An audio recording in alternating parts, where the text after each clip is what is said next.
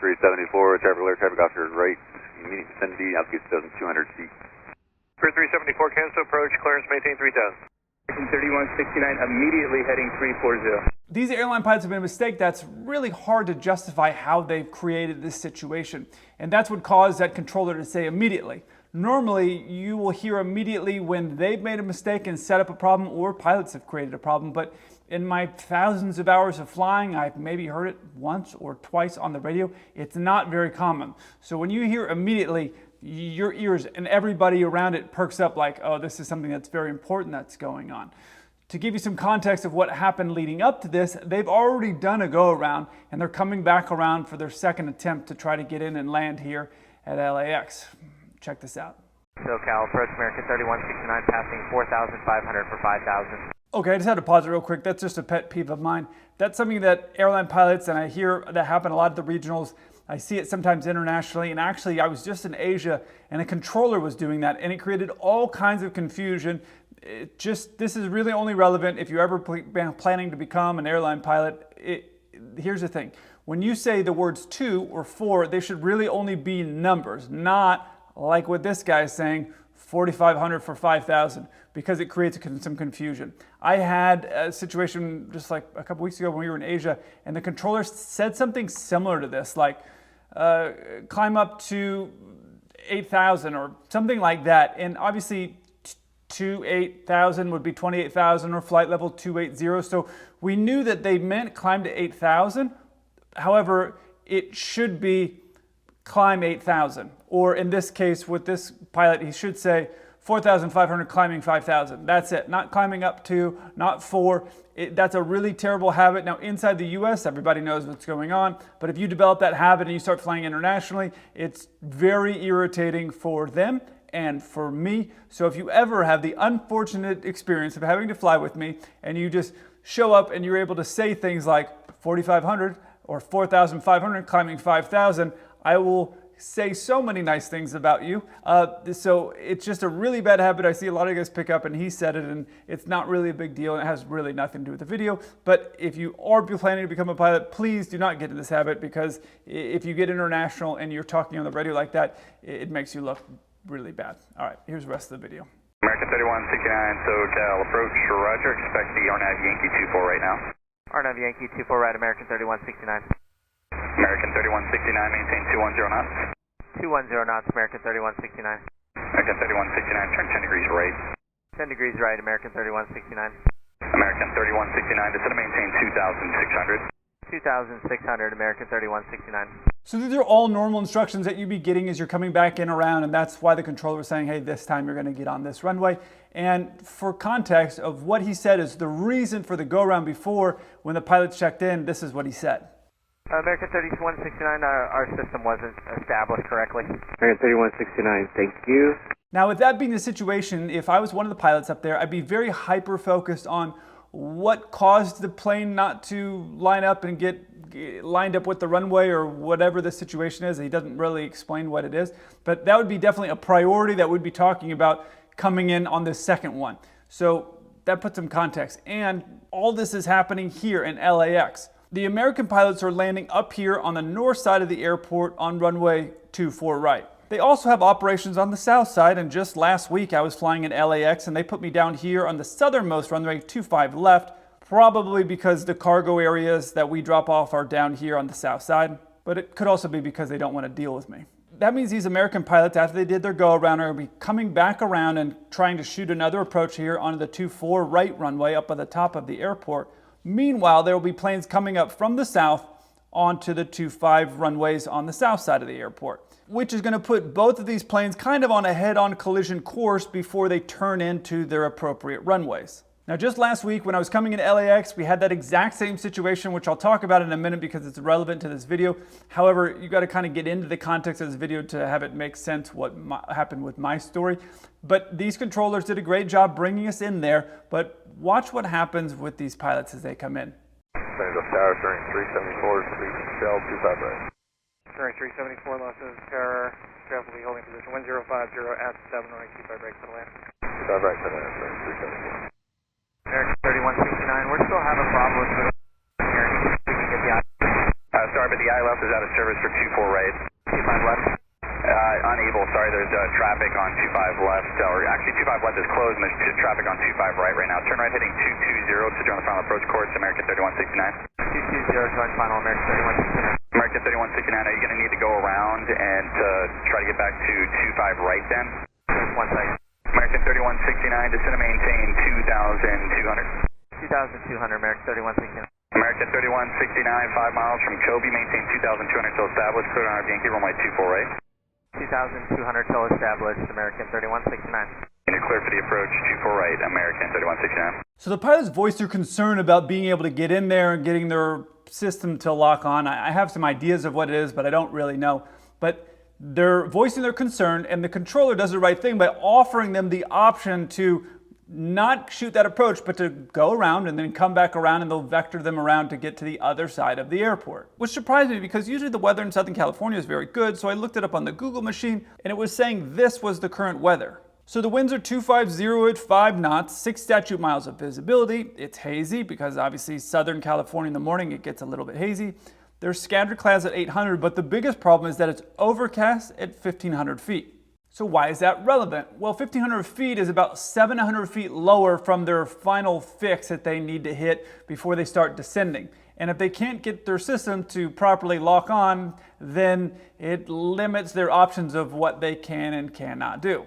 This is the approach they were doing. And that means they were supposed to hit this fix right here, named Kobe, and then start down to go through the clouds. But if the cloud deck bottom is 1,500 feet, that means they're actually 700 feet between that fix where they're able to start their descent and the bottom of the clouds. So normally in Southern California, you would just say like, okay, you'll hit that fix, you'll visually be able to see the runway and you'll descent and then you'll get to the runway and it'll be no big deal. However, if you have clouds there, now it changes things because you can't, depending on the system and what the airline rules are at American, in what's broken or what's not locking in, you're limited on how far you can descend unless air traffic control descends you, or there are some options, but again, I don't know what the operating procedures are at American, if these pilots would be allowed to do this or not, but you could technically hit that fix and then use some vertical speeds to get yourself down underneath the cloud deck because it's 1,500 feet, so you'd be safely able to get underneath the cloud deck and then see the runway and then go land. So again, I don't know what their procedures are, so I'm not gonna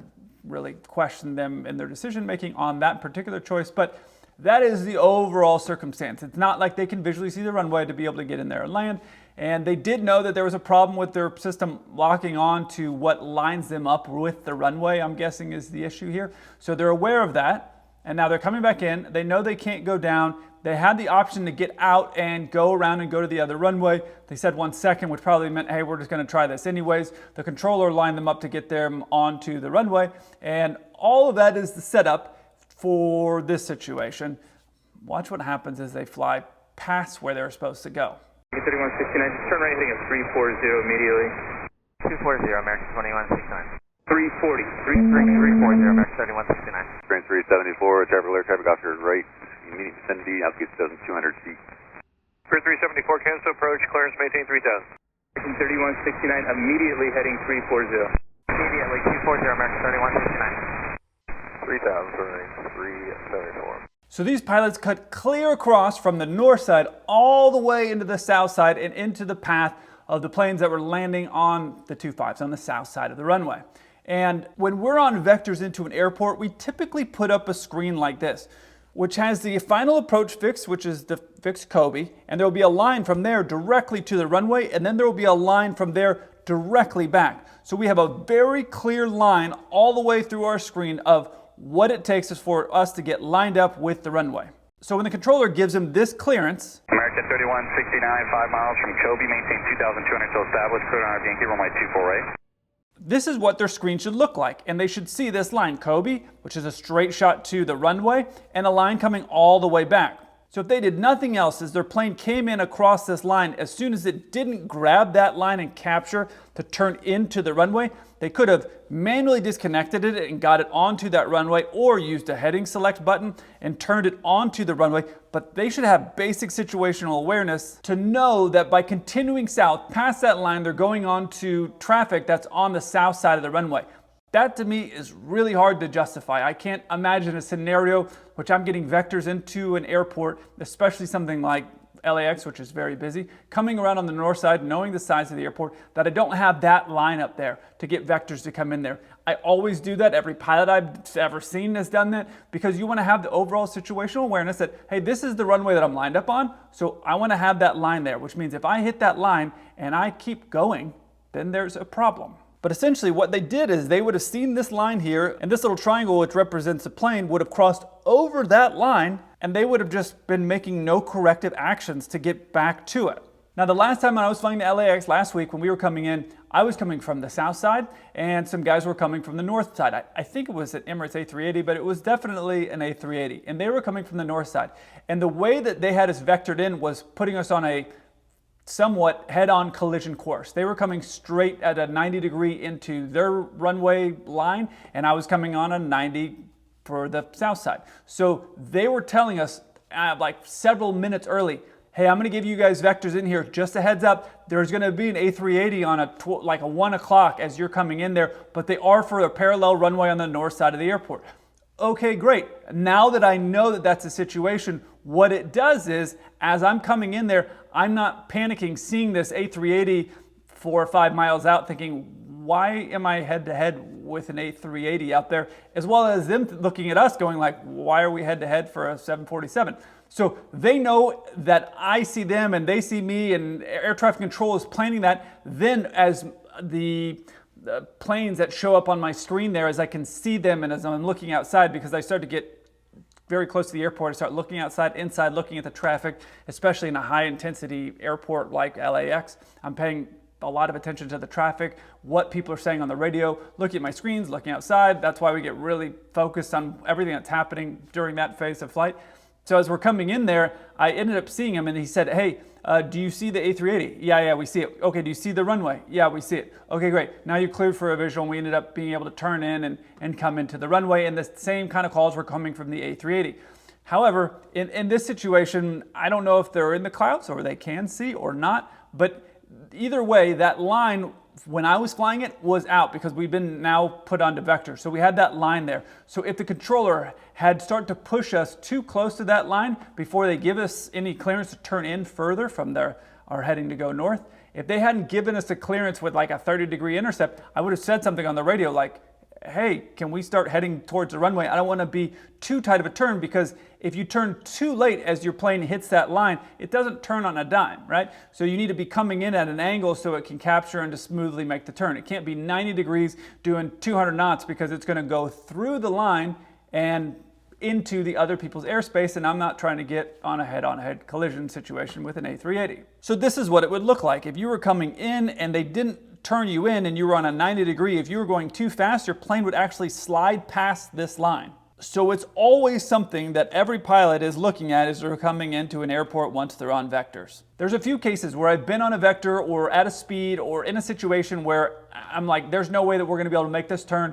comfortably. So I've gotten up on the radio and said like, hey, we need to turn into the runway, because I don't want to be in a situation where I'm sliding into airspace of some other planes that are coming in. For me, it's really a situation of terrible airmanship, because if you have that line, you should never be crossing it, or if you are, you should be saying something, or if you aren't able to get it up for whatever reason onto your screen, then you need to be saying like, yeah, hey, we need to go around and shoot for the other side. For some reason, there's some problem with our plane in this side of the airport or this runway, it's not pulling up, whatever it is, but they chose to keep going. I don't really understand the logic and decision making on that. And then they slid into the airspace in front of this Spirit Airlines. Now, I was very curious that maybe fatigue played a part of this, but according to the internet, it says this flight was coming in actually from San Francisco into LA. Now, this means that it was probably a relatively short flight. They probably left at 7, it's now 8 in the morning, and they probably got up at 5 or so to make this flight. Now, that doesn't mean they couldn't be fatigued. Maybe they couldn't sleep that night. But the reason I bring up fatigue as a possible thing is because as you are fatigued, you start to make poor decisions. And that is something that the FAA has given a lot of leniency to pilots and basically protected them from any airline of any disciplinary action. Now, just the other day, probably a couple weeks ago, I was flying a lot, back-to-back flights, short rests, and I called my airline and said, like, I can't do these other flights. And they said, well, just do what you can, and if you get too tired, then you call fatigue.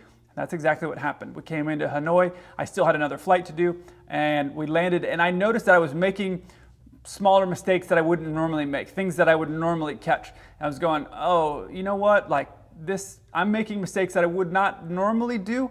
It's safe, but I don't want to sit here on the ground for 2 to 3 more hours and then go do another flight. We were supposed to fly into China, and China can have its own challenges. So I didn't want to put myself in a situation to where I thought, I'm going to do something like what these pilots did here and then put myself in a dangerous situation where I'm possibly violating these other pilots or possibly creating a situation where I'm flying into another plane. Now, these planes, hypothetically, even if air traffic control didn't step in, the planes would have forced their separation with the traffic collision avoidance system. So it would have had the Spirit plane go up and would have had the American guys descend, and they would have worked it all out. So it wasn't that the controllers had to do that, but why rely on that, right? So the controllers did the right thing stepping in, and you could hear the anxiety, I guess, of the pilots, and they kind of realized what had happened with the controller saying immediately turn here. They kind of realized the severity of the situation that they had created here. Online it said this was the separation distance, which is pretty close considering everything, but it's definitely not unsafe, but it was definitely a terrible decision on the pilots to even create this situation. I'm having a hard time justifying it for them. Now, I would guess that from these pilots' perspective, after doing this, what will end up happening is they will never create this situation again. I'm guessing that most pilots have a type A personality, which means they are going to be beating themselves up over how did they let themselves get into this situation, and then we'll be replaying it and we'll probably be telling people about what they did and what they learned about it. Every time I make a mistake or do something that I shouldn't have done or that I can learn from, I always share it when I'm flying with people. Hey, this is a time that this is what I did. Just the other day I was talking with a pilot about a situation where I broke something on a plane. It was kind of a weird set of circumstances of how we got to this situation, but anyways, we broke something on a plane, and I said, yeah. He goes, oh, are you the guy that broke that? I said, yeah. He goes, oh man, I've had like PTSD because I saw the photos of that. And so I said, yeah, this is kind of how the whole scenario lined up to do this.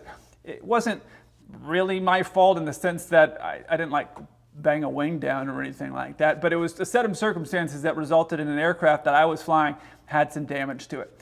And so I have no problem really just telling people like, hey, this is what I did, because you can learn from that. And so I'm guessing that these pilots and everybody they fly with, they are going to ensure that something like this never happens again. Because when you make a big mistake like this, hopefully you learn from it and you share how you got yourself in that situation, because it was what I call like a cheap lesson, meaning nobody got hurt, everybody was okay, everybody landed okay, the plane came back around and they landed again and it was fine.